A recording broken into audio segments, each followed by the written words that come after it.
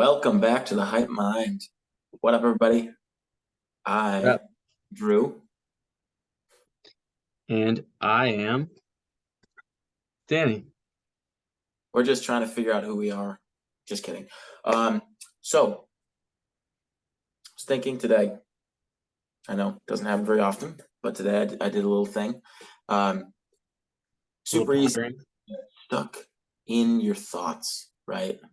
To get carried away in negative thinking about the future, thinking about what happened, going over dialogues, getting emotional about stuff like that, right? I heard this great line today, ironically, and it was, "Don't suffer imaginary troubles," right? So don't make up things in your head and suffer because you're making up things in your head.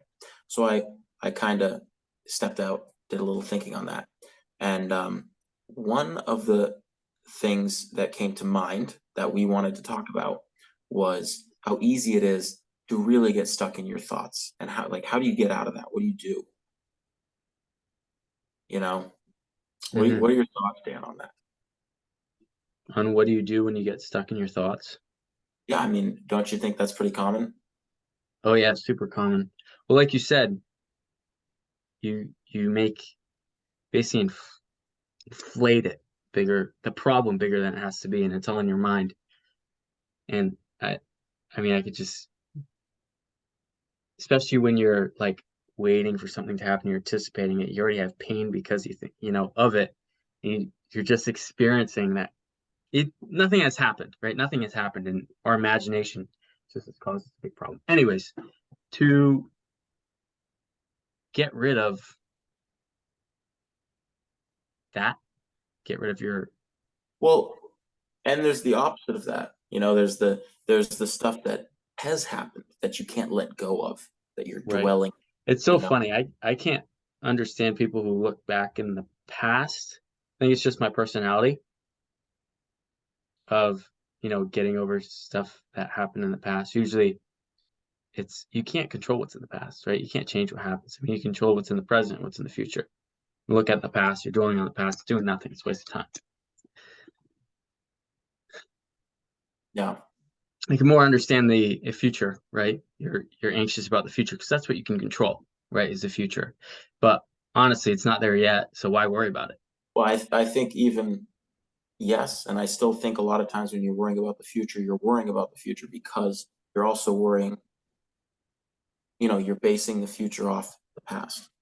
So I think a lot of Good times point. Yeah, I could see to that. connect, I think sometimes Yeah, it I is can solely the connect. future, sometimes it's solely the past. A lot of people are sitting here jealous of the fact that you don't have that problem, but um, so Well, I can tell you have the problem with the future. That's for sure. Being anxious about the future. But it's something that you practice to go back into the present moment.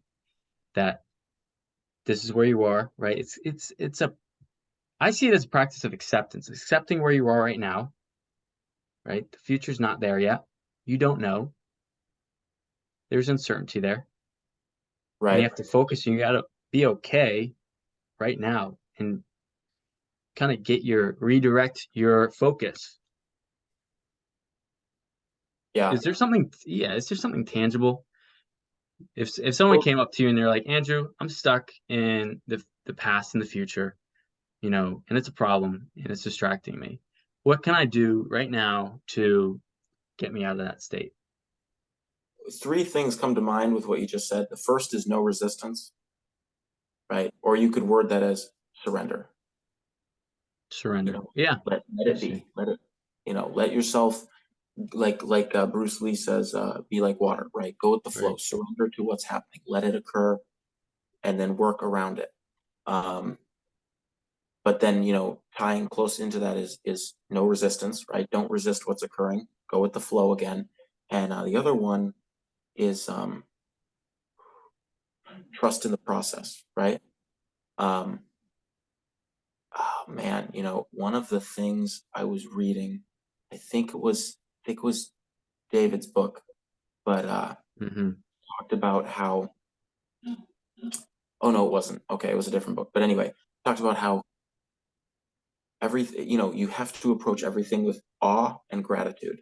And when you do that, you can see that in even the obstacles or the setbacks, right? When you can look for the opportunity to be grateful for even the setbacks or the obstacles, your whole focus changes because you'll Hmm. realize that they're nothing more than an obstacle. And heck, I like challenges. So, Right, what's right, the right. challenge, right? Oh yeah, and it's true. That's the good thing about challenges is you learn and grow from them. Yeah. It's depends. You can look at things from a different perspective. Well, you can, That's the you can, great thing about looking back in your past too, is you can see it. You can also you put a spin on it, right? Put a positive spin on it, and that's in your tell control. yourself a different story. Yeah, exactly. But you can easily realize that, oh my gosh, this is in my way, this isn't going right. And then when you look at it from a place of gratitude, you realize it's nothing more than an obstacle. And personally, I like challenges. So that's all it is, right? So my mindset Hmm. shifts. Yeah. Or you can tell yourself a different story. Um, but one of the other big things I was thinking about was a lot of times I had this practice whenever I stepped into a not a great headspace, right? Where I would look for things I was grateful for. And a lot of times I would look towards my successes and I would be like, okay, well, I got this done today. This person called me. I made, this much money on the side. Mm, I worked a full work day. Someone bought me, picked up my tab at the coffee shop, like whatever, right? I would look for things I was yeah. grateful for and also things I counted as successes. And the thing I didn't really notice was that's actually a connection to your ego. You are um, you're saying this is what I am. I am my successes, right? And the last thing you want to do in your bad headspace is connect to your ego because that's already why you're in your bad headspace is because you're too connected to your ego, right? When you surrender and you let go, you connect to spirituality, to divinity, Hmm. to something greater than yourself, to the natural force of the world, um, whatever you want to call that. And so, the thing with successes is eventually you run out of successes, right? They're limited. Hmm. Even if you've gone through your whole day, you only have so many successes, and the negative headspace is already a place of limitation. You already feel like you're not in control of something, or you're angry about something because you don't have something, or you want more of something. So you're already in a place of limitation. So adding Right. that connection to the ego Oh only yeah. furthers the limitation. You need to make sure that you don't focus on the You're already present. in a place. Yeah. You separate from your ego, right? Uh-huh. Yeah.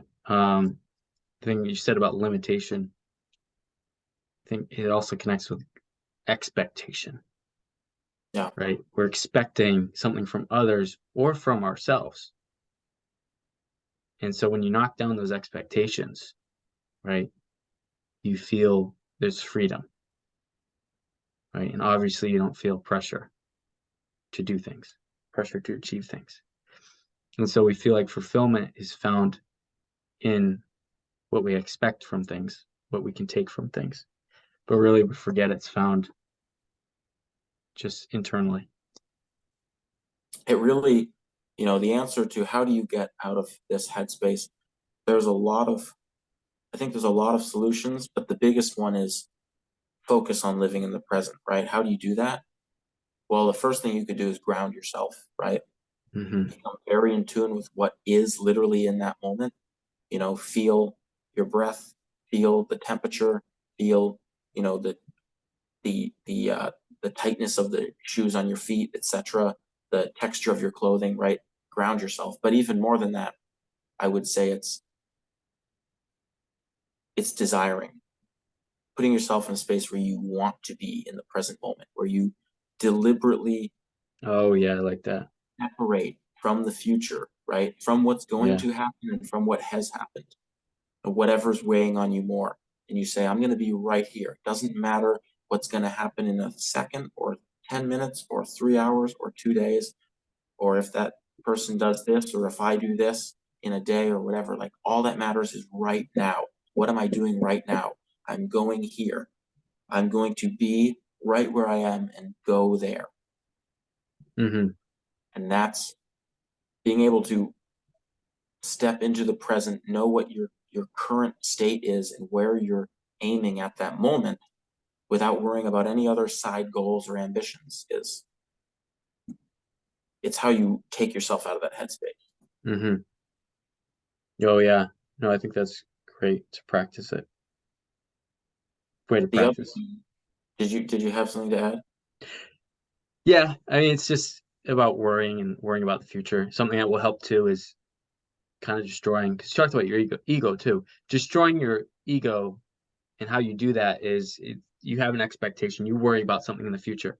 Okay, so imagine the worst case scenario, right? Put yourself in that scene. What's the worst case scenario that can happen? And be okay with that. It kind of stretches yourself to start to, not worry because you're able to think it through, and to not to take away that anxiety, you're able to be in the present moment. I added a similar quote actually the other day, and it says, I know that feeling bad is a choice and that it isn't useful for correcting unpleasant situations in the world. So it's the exact same thing as what you just said. Can you say what you said again? Oh, what part? It's not useful. Yeah, exactly that part. It doesn't, It's there's no, unproductive, right? It does yeah, you no good. Does you no good to worry about, right? Like I said in the beginning, the past, because you can't fix the past, right? Sure, you can. The nice thing is people do this with healing. They go back to create a different story, right? How they put a little spin on the story, so they see it in a positive way. Maybe how they learned and grew from it. But and the same thing about the future. It's not in your control yet, yeah. right? Now is. So, and it's good to know that information. And sometimes it's just not enough. It's like people are like, okay, I'm in a bad headspace. What do I do? How Right. do I get out of this? Like, I know it Right. doesn't. Yeah, you're right. You're right. And no, and I get that. And so I I want to finish this on this note. We don't want to go too long here, but sometimes it's necessary to really step into the problem for a minute, right? Whether you're dwelling on the past and you're stressing about something or angry about something, or you're dwelling on the future and you wish something was gonna go this way or you want something to go this way. Sometimes, as corny as it sounds, it's super helpful to face yourself because what you're usually doing is projecting. And a lot of times you don't realize that. So you need to take what you feel towards that future or present or past, well, future or past, and you need to talk yourself out of it. You need to go. I've literally done this before. I've been angry, right? And a lot of times I know that really I'm angry at myself. I'm not angry at anybody else. And so I'll go and I'll stand in front of a mirror and I'll let that anger out at myself as if it was the person I want to express it at, right? It sounds a little crazy, but it works, right? And it'll knock you out of what you're doing. You'll be like, no, you need to get your shit together. Like, you express that feeling towards that future or past as if you're directing it at whatever you want to direct it at, except you make the directing object you. Try it, especially if you're really struggling to convince yourself that being in a negative place doesn't serve you, because like a lot of times it's just not enough. It doesn't do it. You Hmm. can remind yourself all day that you want to be happy, but it doesn't make you happier. Right. It's interesting that you bring that up because it just reminds me how I know some people who would, if they're going through a rough time, if they're going through a rough experience, they would dance. They would use dancing as a way of coping. And it's just expression, right? It's expressing yourself. And it's fascinating. Well, and I think that has to do with connecting with a higher vibration. It has to do with bringing about a better energy into you. And that works too. Hmm. Like if you're in a bad place, you know, love conquers all, right? So bring yourself into a space of joy and bliss and peace. And, some people can do that by dancing, right? So that's actually a great mention too, because, whatever your trick might be, assuming you have one, if you can bring your vibrational energy into a place of you know, positive connection with the world, like dancing, right? Where you feel joyful and happy, then it melts away all the problems. Hmm. Anyways, I think this is a good thing to bring up too, is that when we're especially have anxiety about the future, usually we're focused on the tasks we need to do to control, right, what's going on in the future. And when you take that when you step back, right, like a helpful thing to do is sometimes take a walk, right? You're not actively like actions is you have thoughts which are important. Actions are important too. And like what you're doing, what you see yourself doing, right? If you see yourself not worrying about the future through your actions, that relates to your brain. Okay, what should I be focusing on right now? Like Andrew said about, stepping out of maybe what you're doing if you're working on a project, stepping back, or like I said, dancing. It's like you have to be in the moment, right? You're not worrying about the future because you're not like doing anything to control the future. So it's like just stepping back and kind of let go. I would argue that the word control is very key. I think anytime you are overdwelling on the future or the past, it is because of a lack of control or a desire to control. And so, like you're saying, that's the importance of being in the present, right? Letting go of the future, which you can't control, and the past, which you also can't control because it's happened. And being in the present, right? You kind of let go of that control. You just Hmm. are, you just be, you just exist. Right. You Yep. do what you're already in the middle of, and that's what you focus on. You don't get caught up on something else that's, even if it's in the near future. Right. Yeah. Stop worrying about it. Stop focusing about it. Focus focus on what you can do today. Step into the What you can do present, right focus now. on what you can do Exactly. right now. Yeah, great. But with that, thanks for So, joining us. Peace. peace.